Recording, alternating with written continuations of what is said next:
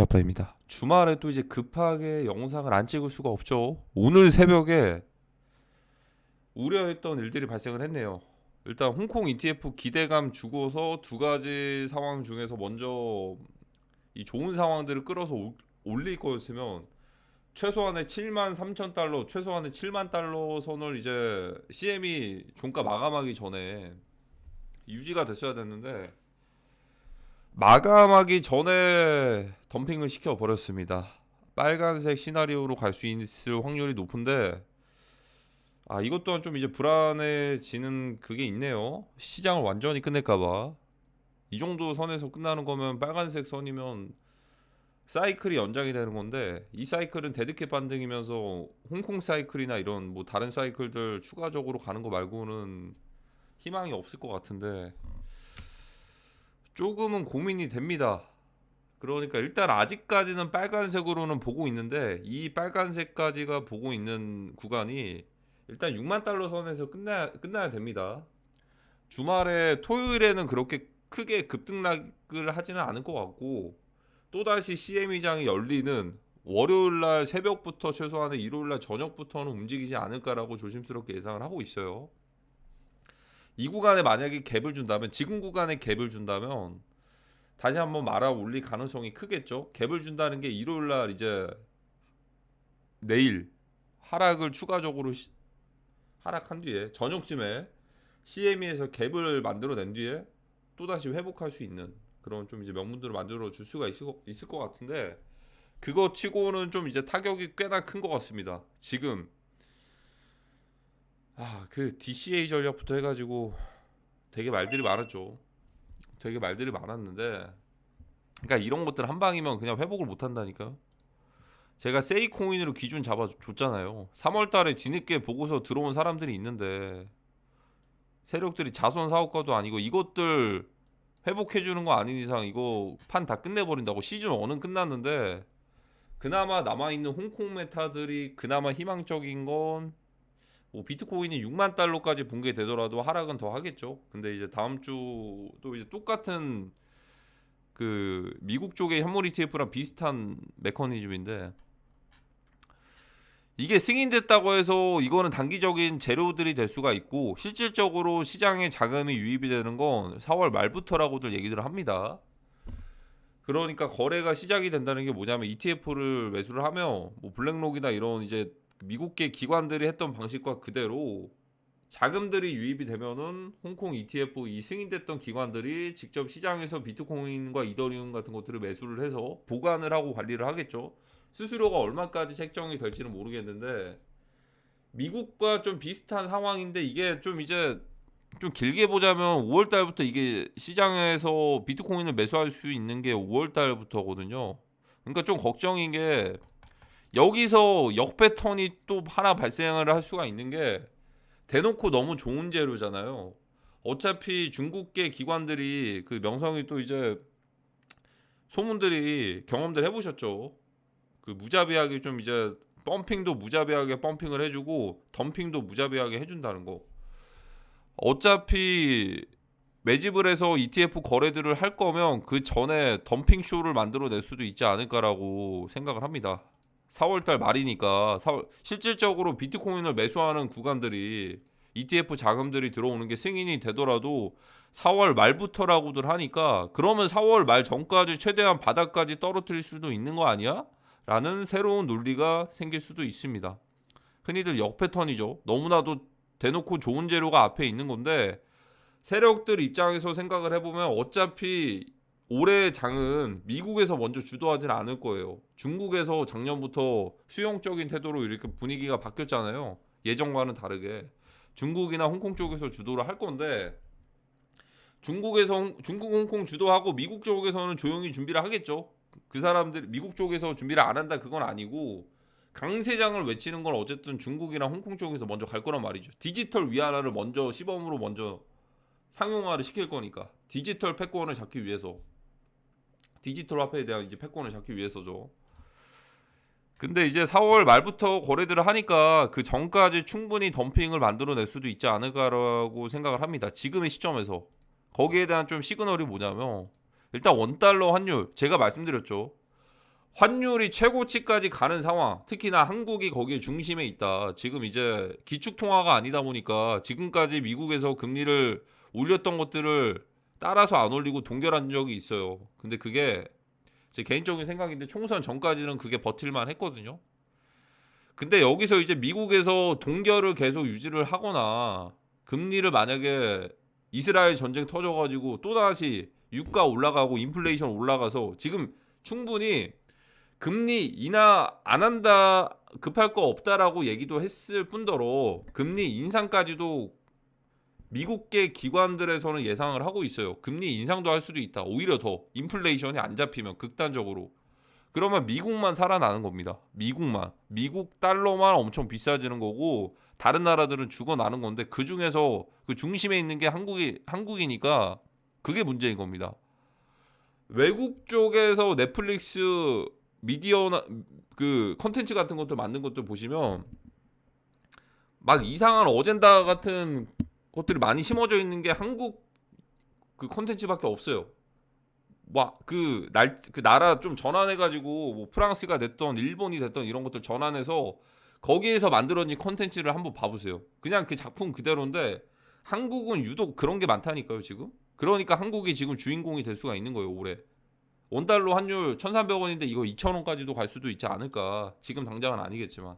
근데 그렇게 극단적으로 갔을 때 제가 전에 말씀드렸던 스테이블 코인을 상장한 이유들이 나오겠죠. 스테이블 코인은 떡상하는데 가상자산이랑 이런 것들은 엄청 떡락을 하는 거예요. 그리고 어느 순간에는 스위칭이 되겠죠. 어느 순간에는 바닥까지 떨어지다가 이 두 개가 디커플링 되다가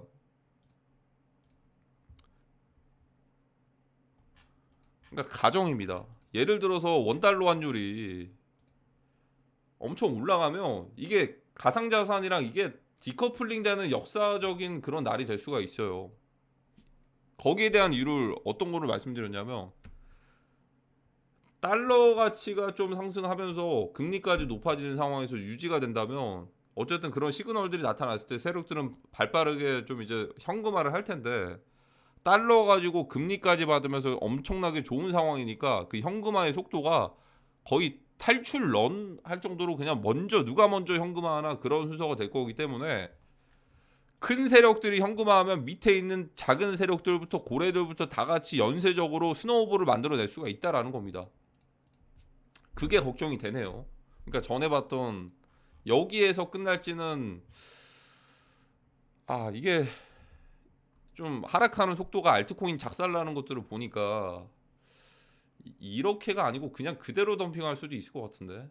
그냥 좀 희망적인 건 이렇게 봐서 홍콩 메타 이거 좀 띄워가지고 사이클 연장하는 건데 지금 분위기를 보니까 그냥 덤핑할 수도 있다라고도 생각이 듭니다. 그냥 언제까지요? 홍콩 ETF 승인돼가지고 거래되기 전까지 4월 말까지 그냥 알트들 작살내는 거죠. 이렇게 돼버리면 지금도 비트코인 10% 떨어졌는데 다른 코인들 어떻게 됐죠? 세이코인 보세요. 벌써 마이너스 50%죠. 스택스 어떻게 됐죠? 벌써 40% 30%씩 됐습니다. 다른 애들은 어떻죠? 웬만한 앱토스 보세요. 앱토스는 벌써 마이너스 60% 됐어요. 이런 애들 비트코인 더 떨어진다고 생각을 해보세요. 그냥 태초로 가는 겁니다. 태초로. 뭐 반등하면 좀 시원하게 나와줘야겠죠. 그 오기 전에 태초 마을로 가는 거다. 앱토스뿐만이 아니고 대다수의 코인들이 다 같이 그냥 리셋이 되는 겁니다. 이렇게 작살이 난 거예요. 작살이. 어떻게 되면요? 비트코인 6만 달러 깨지고 그 아래까지 떨어지면 그레이트 리셋이 더 빠르게 오는 것 같아요. 이렇게 되면은 하락하는 속도가 21년도에는 22년도에는 시장에 그나마 유동성이 있다 보니까 좀 이제 하락을 하더라도 좀 반등들을 하면서 갔는데 예를 들어서 1년 정도 뺐을 사이클이 그래도 최소한의 1년은 빼잖아요. 근데 얘네들 보니까 뭐 일주일이면 다 뺐어요. 고점 대비 해가지고 이게 말이 됩니까 이거? 얘뿐만이 아니고 다 그래요. 다 웬만하면은 비트랑 이더리움, 솔라나 빼고는.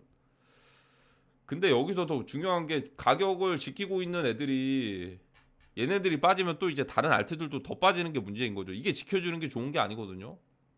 일단 상황을 지켜봐야겠는데 악조건들이 지금 발생을 하고 있다. 단순하게 비트코인만 건강한 조정에 그런 하락이 아니고 환율까지도 올라가고 유가까지도 올라가고 있으면서 이스라엘 전쟁까지 심화된다면 금리 인하는커녕 오히려 금리를 올릴 수도 있는 그런 극단적인 상황이 발생을 할 수도 있습니다.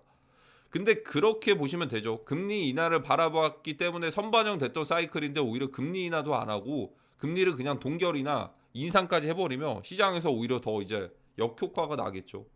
6월 달만 바라보고서도 그렇게 달려왔는데, 그리고 특히나 이제 바이든 대통령이 대선을 좀 이제 두고서 돈을 더 풀 거다. 돈 푸는 역할을 20년도에 다 많이 했거든요. 그 정도의 유동성이 똑같이 풀릴 일은 없습니다. 거기 대비해가지고 풀려봤자 10% 정도? 그 정도만 기대를 할 수가 있는 거고, 무엇보다도 저는 큰 틀로 바라보고 있는 게 트럼프가 당선이 되고 나서 미국 증시들이 우상향하면서 올랐거든요. 그러한 역할을 트럼프가 크립토 시장에서 똑같이 해줄 거라고 보고 있어요. 근데 대선이 남아 있으니까 그러면 대선 끝나고 우상향 랠리잖아요. 그 전까지가 문제네요. 그 전까지가 지금도 잠깐 흔들었는데, 제가 그래서 말씀드리는 게 3월 15일 그때 이후로 언제든지 대응하셔야 되는 준비를 해야 된다고 말씀드렸잖아요. 대응 준비. 비트코인 SV 이후로 지금 그때만 그 뽀모를 느낄 게 없는 게, 그때 대응만 하셨어도 뭐 알트코인을 어떤 걸 모아가요. 제가 과감하게 알트코인 이거 무조건 갑니다 이렇게 얘기한 적이 있습니까? 1월달, 2월달, 3월달 초 이후로 알트 분석들 안 한다 했죠. 제가 안 한다고 한 데는 다 그런 좀 이상한 낌새들이 보이니까 다 그런 것들을 시즌 1 종료라고 하고 접은 이유가 있는 겁니다. 제가 그래서 어깨라고 말씀드렸잖아요. 어깨. 이게 더 최악인 게 비트라도 좀 이제 버텨주면 좋은 건 다행인 건데, 비트 하나 잠깐 이제 얼마 떨어졌지? 5% 떨어졌는데 이렇게 좀 반응들이 왔으니까 불안불안하네요. 정말 아직 4월 중순인 게 좀 불안합니다. 일단 다음 주에 뭐 승인이 된다는 소식이면 단기적으로는 기대감 때문에 괜찮을 건데, 승인 예정이라고는 하니까 이거 뭐 거짓 뉴스는 아니겠죠. 가짜 뉴스는 블룸버그인데, 블룸버그가 이거 뭐 가짜 뉴스 뿌리지는 않으니까. 승인이 근데 된다고 하더라도 그게 현물 ETF 때 경험을 해봤죠. 미국 현물 ETF 승인되고 나서 하락을 했거든요. 직접적으로 거래되기 전에 미리 떨궜어요. 보이시죠 이거? 승인되고 나서 오히려 더 떨궜습니다. 지금 근데 그게 반감기까지 남아있으니까 반감기 선반영 플러스 승인이 되더라도 이게 거래가 되는 시점 대비해가지고 바닥 가격에서 더 이제 매집들을 할 수가 있는 거죠. 특히나 이제 GBTC 물량들이 이때 좀 많이 해소가 될 수도 있는 거고, 이 중간에 실크로드 물량이나 마운트 곡수 물량을 지금 풀어낼지 중요할 것 같아요. 오히려 지금 풀어내는 게 앞으로 다가오는 덤핑 물량들이 해소가 되고 좋은 겁니다.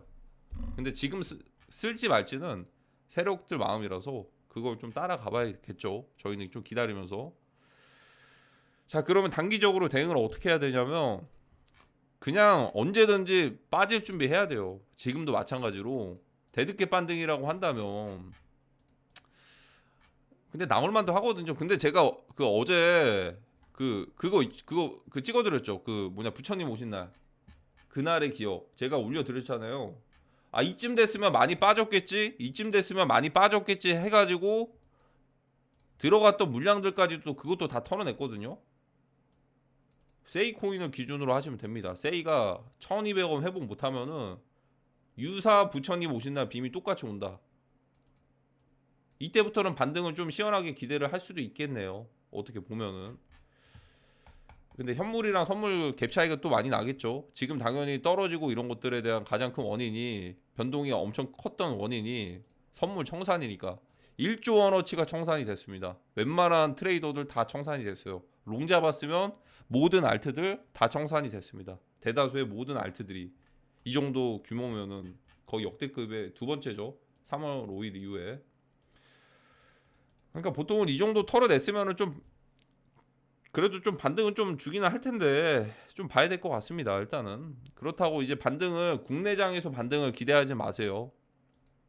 선물 연결되어 있는 애들 중에서 그나마 국내 거래소에 없는 애들이 반등이 되더라도 그렇게 갈 거니까 이거 지금 기대하면 안 됩니다. 지금도 한 발 더 남았어요. 큰 거 한 방이 더 남았다. 지금은 페이크다. 지금 뭐 반등하더라도 최소한의 유사 부처님 오신 날 빔까지도 바라봐야 됩니다. 지금 근데 그 빔이 단기적으로 일단은 롱들 물량들을 털어냈으니까 또다시 롱을 모아야겠죠. 그러니까 월요일날 또 이제 제로들이 또 있잖아요. 홍콩 ETF 그 승인이 된다고 해서 자금이 바로 들어오는 게 아니거든요. 근데 그게 단기적인 제로는 될 수는 있는데 추가적인 하락에 대해서 아직도 열려 있습니다. 지금 상황에서는 지금 그러니까 예쁜 반등이라고 하기에는 속도도 굉장히 느리고 V자 반등 그런 속도도 아니고 그냥 개미들 더 이제 매수들 해라. 공매수 롱 포지션 더 타라. 공매수 2차적으로 모으는 단계인 것 같습니다. 2차로 공매수 모으면 어떻게 해야 되죠? 또다시 청산시켜야죠. 덤핑을 하면서. 이렇게 연쇄적으로 청산되는 물량들이 있으니까 속도가 빠르게 청산이 되는 겁니다. 역대급이죠. 그러니까 제가 지금 바라보고 있는 건 일단은 빨간색의 흐름인데 근데 비트만 봤을 때는 6만 달러까지만 지금 비트 5% 떨어졌는데 알트코인 30% 떨어진 거 보면 비트 6만 달러까지만 떨어지더라도 알트들 그냥 50%는 떨어질 것 같거든요. 지금 상황이면. 그러니까 비트가 그 밑에까지 떨어지는 것까지는 아직은 모르겠어요. 아직은 그냥 이 빨간색을 보고 있는데 이 빨간색까지 지금의 중간 지점이에요. 중간 지점. 빨간색까지만 가더라도 최종적인 6만 달러 초반대까지만 떨어지더라도 알트코인 더 작살이 날 수가 있겠죠. 회복 못하는 애들은 더 회복을 못할 텐데 일단은 6만 달러까지 봐야 될 것 같아요. 거기까지 갔을 때는 솔직히 그때 못 지켜주면은 5만 달러 초반대까지도 밀어버릴 수가 있거든요. 차트쟁이들이 다 거기 5만 8천 달러, 5만 7천 달러 막 이런데 매수 잡아야겠다, 저점 매수 해야겠다 이런 것도 기다리고 있기 때문에 오히려 그 밑에까지 밀어가지고 롱 포지션 한 5배까지도 다 청산을 시킬 수가 있어요.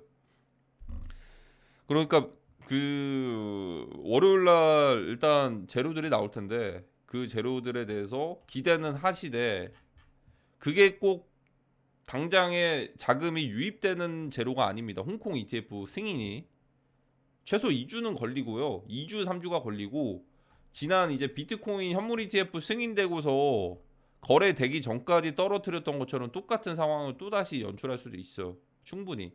어차피 매수하고 어차피 기관들이 들어갈 거면 바닥까지 떨어뜨리고서 갈 수도 있는 건데 그래도 지금 상황에서는 어쨌든 6만 달러까지만 보더라도 괜찮을 것 같아요. 6만 달러 선. 근데 여기까지 비트가 이렇게 왔을 때는 알트들이 더 작살나는 게 문제다. 왜냐하면 비트 지금 이 정도 떨어졌는데 알트코인 어떻게 떨어졌었죠? 시바나 이런 애는 많이 안 떨어졌네요. 지금 현물이라서 이렇게 차이가 나는 거 좀 적어 보이는데 김프 껴가지고 선물은 30% 40% 떨어졌습니다. 지금 어쨌든 좀 좋지는 않네요. 그러니까 이제 제가 항상 말씀드리는 게 언제든지 준비하셔야 된다는 지금 구간이 딱 이렇습니다. 뭐 DCA 전략이고 뭐고 필요가 없어요. 필요가 그것들이 다 맞으면 뭐 이미 졸업들 하셨겠죠.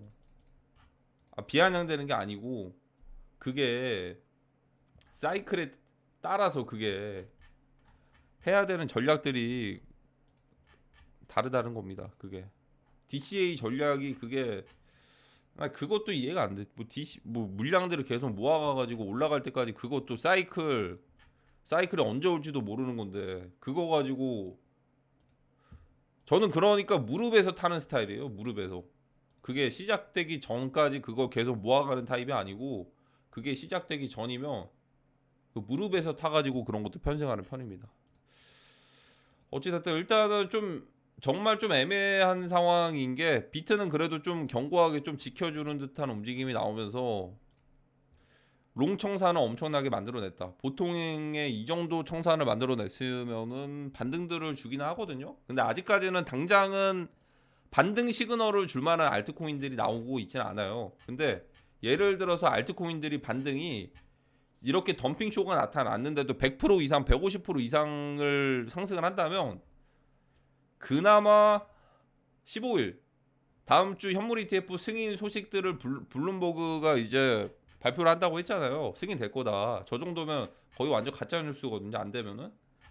그러니까 뭔가 좀 이유가 있으니까 한 것 같은데 승인이 되면은 되더라도 뭐 단기적으로 호재로 보일 수도 있겠지만 실질적으로 거래가 되는 거는 4월 말부터 된다. 최소한의 4월 말이나 5월 달에 이때부터 되는 거니까 단기적인 제로이면서 2차적인 하락을 위해서 약간의 반등은 줄 수는 있지만 지금 V자 반등을 기대하는 하락이 완전히 끝난 건 아니다.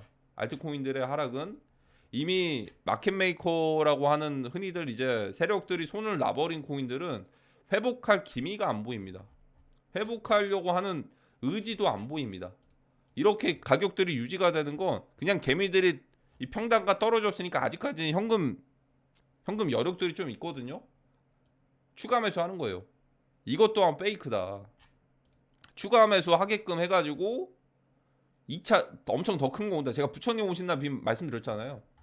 그렇게 비슷하게 올 수가 있는 건데 그렇다고 모든 알트코인들보다도 모든 알트코인들이 그렇게 간다기보다도 좀 혼돈을 줄 수가 있다. 예를 들어서 다른 알트코인 몇 개, 한 3, 4개를 엄청 올려가지고 조금 더 확신을 가지게 만들 수가 있어요. 어떻게 확신을 가지게 만드냐? 다른 애들 반등하니까 내 것도 반등하겠지? 아니 내 코인, 세이 코인도 반등하겠지? 그러니까 다른 것도 올라가면 미쳐버립니다. 미쳐버리니까 어떻게 선택을 하죠? 정말 갬블러 같은 스타일은 내가 가지고 있는 코인을 그냥 손절을 해버리고 그 코인들을 불타기식으로 한번 맨징 해보자. 갈아타는 성격이 있는 반면에 그나마 좀 안정적인 사람들은 이거 못 털어요. 이거 정리 못 해요. 그럼 어떻게 하냐? 아 이걸로 좀 이제 기회 봐야지. 이거 추가 매수합니다. 다른 애들 혼동 있는 그렇게 좀 이제 투기장처럼 이렇게 반등 오는 몇 개 애들 빼고 걔네들을 오히려 매수를 놓친 사람들은 본인들이 물려있는 코인을 더 매수를 해요. 개수를 더 모아가는 거죠. 최악의 전략입니다. 지금 상황은. 왜냐하면 그 페이크가 될 수가 있으니까. 그래서 모았던 평균 단가들 현금 모두 다 떨어졌을 때 이럴 때 이렇게 반등이 이럴 때 폭락이 나와버리면 반등도 어떻게 되는 줄 알아요? 이렇게 매집했던 구간까지 반등 안 해줘요. 왜 살려줘요? 이 이상까지 올려주면은 이거 다 팔 텐데 이때 현금 매수 해가지고 반등도 기가 막히게 이 정도까지만 준다. 최악의 상황이죠. 이게 시즌 1이 끝났다라고 과감하게 말할 수 있는 그런 구간들이 되지 않을까라고 생각을 합니다. 물론 이제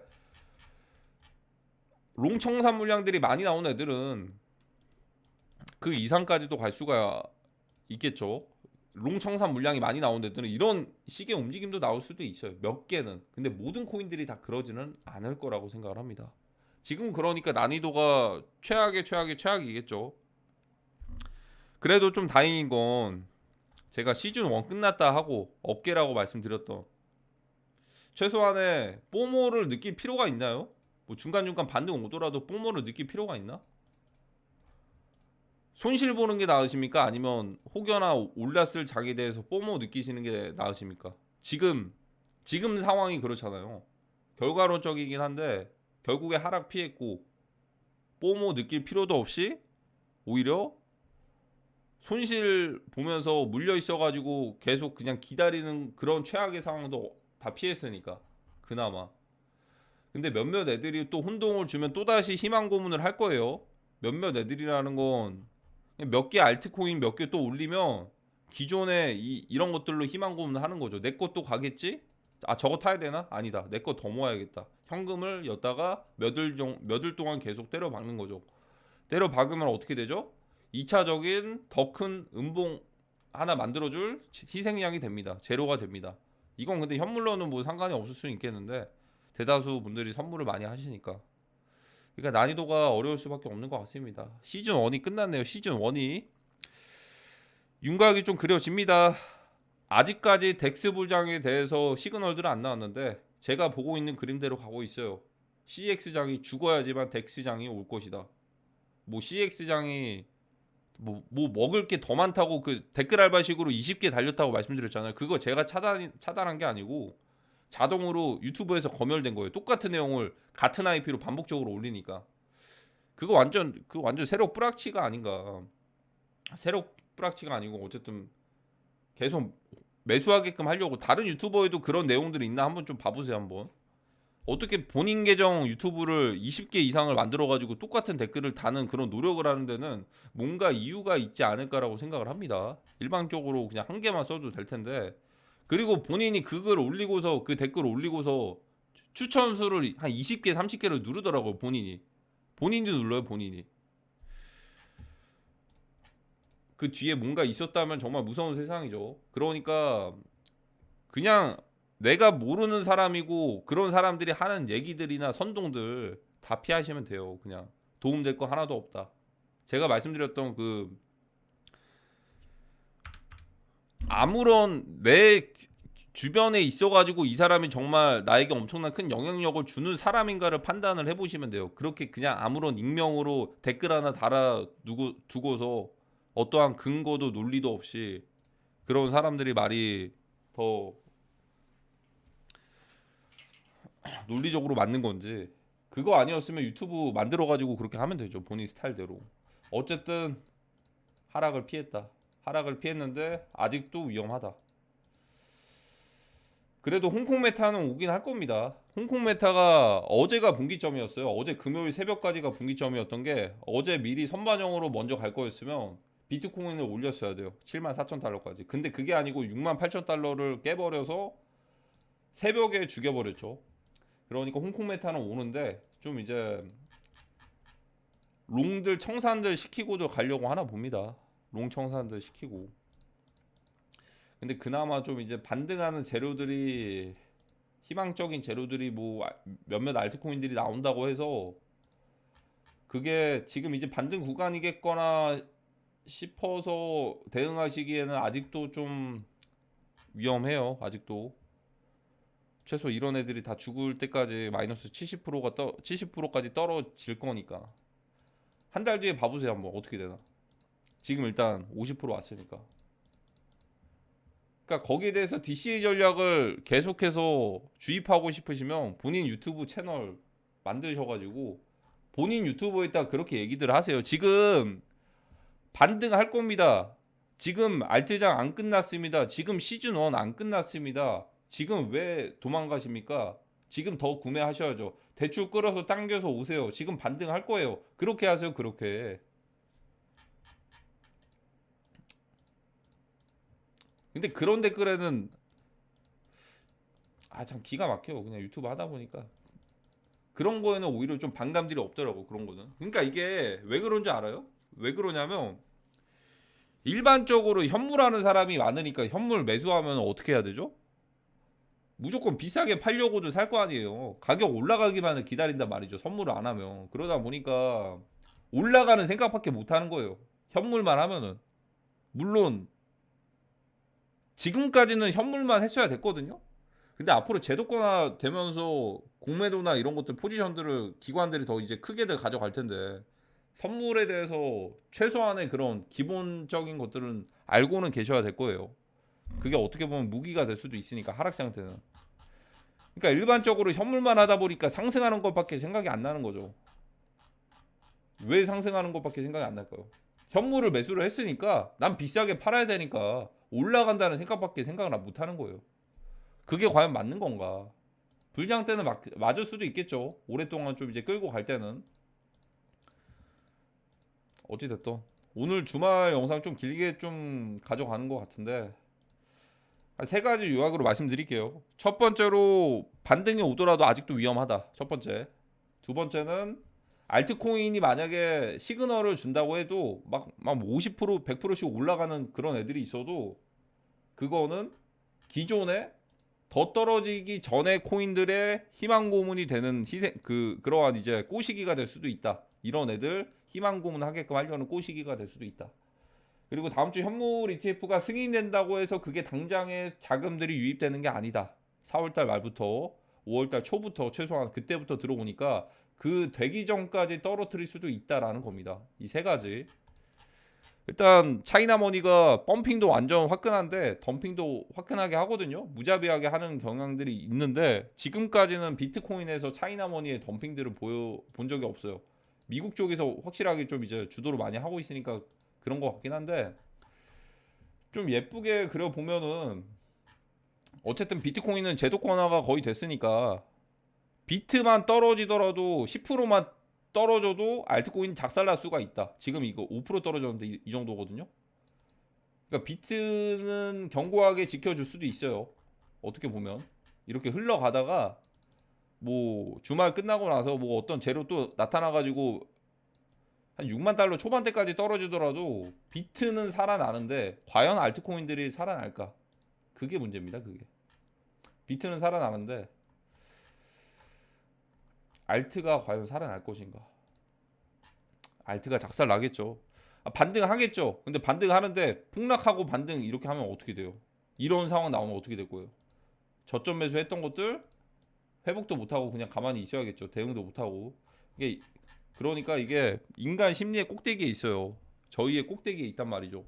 어떻게 해야지 그 개미들의 심리를 잘 조절을 할지를 보이지 않는 세력들은 모두 다 알고 있습니다. 그래서 이제 대표적인 게 하이먼미스키 모델인 세력들이 차익 실현할 수 있는 최적화된 그런 이제 패턴이기도 해요. 저는 그걸 신규 시장일 때는 참고를 하기도 하거든요. 실제로 그게 맞아 떨어지는 데도 있고. 근데 지금은 하이먼미스키를 대입하기에는 알트코인들이 좀 너무 좀 애매하니까 넓은 관점에서 시즌 2를 바라봐야 되지 않을까라고 생각을 합니다. 왜냐하면 지금 좀 신흥 코인들 있잖아요. 월드코인이나 이런 애들을 업비트에서 상장을 안 한 걸 보니까 언젠가는 상장하겠죠. 옥석 가리기 중에서 분류가 옥석으로 또 이제 좋은 것들로 분류가 되지 않을까라고 생각이 들고, 비트코인이 2, 3억 가는 랠리장 때 저는 월드코인 같은 애들이 결국에 기본소득제 완전 기본 모델이거든요. 홍채와 기본소득제의 일정량을 교환을 하는 거랑 마찬가지인데 이 모델이 저는 채택이 될 것 같아요. 본보기식으로. 근데 지금의 월드코인 가격으로는 너무 싸고, 월드코인이 한 5만 원, 10만 원대까지는 기본소득제처럼 받아볼 만 하겠죠. 근데 아이러니하게 그때는 어떻게 될 줄 아시나요? 그때는 강남 아파트 평당 2억씩 할 겁니다. 그러니까 기본소득제로 월드코인 받아가지고 한 달에 뭐 100만 원씩 받더라도 이 갭 차이를 못 따라가요. 기본적으로 50평대면 그럼 100억이죠. 그러니까 그 사이에 비트코인 버블이 나타나는 겁니다. 비트 버블. 2, 3억 가겠죠. 그때쯤이면. 그러니까 부동산이랑 이게 무슨 상관이냐라고 말씀하시는 분들이 계실 텐데, 2017년 이후에 부동산 그 김프 껴가지고 불장 오서 부동산 상승했던 시기랑, 그리고 지금 주요 메인 도시였던 금융 메카 지역이었던 홍콩이랑 이런 곳들 집값이 빠지면서 어디로 들어올지를 생각을 해보시면 돼요. 그게 고스란히 서울 쪽으로 들어올 겁니다. 근데 그 과정에서 차이나 그 머니가 됐던 크립토 버블장이 겪고 나서 갈 것 같은데, 시즌 2나 이런 것도 겪고 나서 가겠죠. 그러니까 부동산은 아마 내년 3, 4월부터 본격적으로 또다시 상승을 하지 않을까라고 생각을 합니다. 3, 4월까지 또 미뤄지는 건 뭐냐면, 금리가 또 이제 올라가거나 또 인위적인 상황 발생하면, 자, 이거 말씀드릴게요. 마지막으로. 이거 나중에 좀 다뤄드리기도 할 텐데, 원화 가치가 폭락하면 어떻게 되죠? 달러 가지고 있는 외국계 외국인들이 엄청난 이점이죠. 1달러를 살려면 2,000원이 필요한다고 가정을 해봅시다. 그러면 1달러만 가지고 있으면 한국에 있는 2,000원어치의 물가들을, 그런 것들을 살 수가 있겠죠. 누릴 수가 있겠죠. 저희가 마치 동남아나 이런 나라 가가지고 그런 것들 해보셨잖아요. 그거를, 그 쇼핑을 외국에서 한국으로 한다. 근데 특히나 만약에 이런 상황에서 원화 가치 폭락한다고 해서 부동산 가격이나 이런 것들이 바로바로 반영이 안 된단 말이죠. 얘네들이 가치가 폭락하는 거 대비해가지고 가격들이 올라가는 게 아니에요. 국내 상황에서는. 지금 국내에서 금리를 원래 인상했어야 되는데 인상을 안 하고 동결을 했잖아요. 더 올려버리면 건설사부터 해가지고 도미노처럼 무너질까봐. 이게 언젠가는 터질 수도 있어요, 정말. 그렇게 되면 어떻게 되냐면, 달러가 강달러 현상들이 유지가 되는 상황에서 외국인들에게는 엄청난 기회입니다. 어떤 기회요? 마치 IMF 때처럼 한국에 있는 부동산은 굉장히 싸게끔 매수할 수 있는 상황인데 달러 가격까지 비싼 상황이에요. 값어치가 얼마나 그렇게 좋겠습니까? 부동산 가격은 떨어지는데 국내 그 원화 가치 대비해 가지고 달러 가격은 올라가는 상황이다? 이렇게 좋은 기회가 있을까요? 외국인들 관점에서? 지금 그게 발생을 할 수가 있는 거예요. 그럼 부동산 가격이 어떻게 떨어지냐? 아니 그냥 이제 금리 조금이라도 올리던가 인플레이션 계속 높아지거나 자산 시장까지 하락을 하면 못 버티고 또 이제 팔겠죠. 팔 수밖에 없게 만들겠죠. 지금까지는 버틸 수가 있었거든요. 자산 시장 하락, 달러 상승, 금리 동결 5월 상승, 물가 상승, 유가 상승. 이 상황이 또다시 발생을 하는 건데 이 텀이 굉장히 빠르게 갈 겁니다. 1년 만에. 1년도 아니죠. 몇 개월 만에. 그렇게 되면은 당연히 가지고 있는 부동산을 내다 팔 수밖에 없겠죠. 이러다 보면 월세 가격도 올려야 되는 건데 어쨌든 여러 가지 그 악조건들이 겹치다 보면은 이득을 보는 게 달러를 많이 가지고 있는 외국인들이 이득을 보겠죠. 원화 가치까지 폭락해버리고 부동산까지 하락을 해버리면 근데 달러 가격까지 올라가 버리면 이만한 이점이 있을까요? 그런 상황들을 한국에서 거의 완전 실험을 할 수도 있다.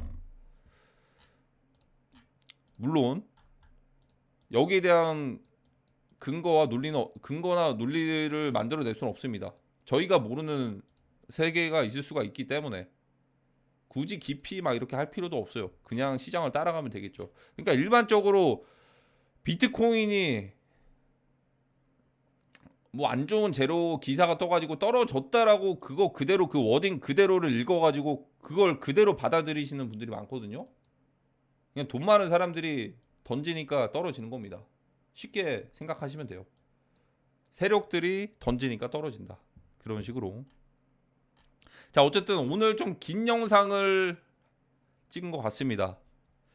하락을 피하셨다면 다행이고 그나마 좀 이제 반등이나 회복 구간들을 기대를 하신다면 그래도 월요일까지는 괜찮지 않을까라고 조심스럽게 생각을 해봅니다.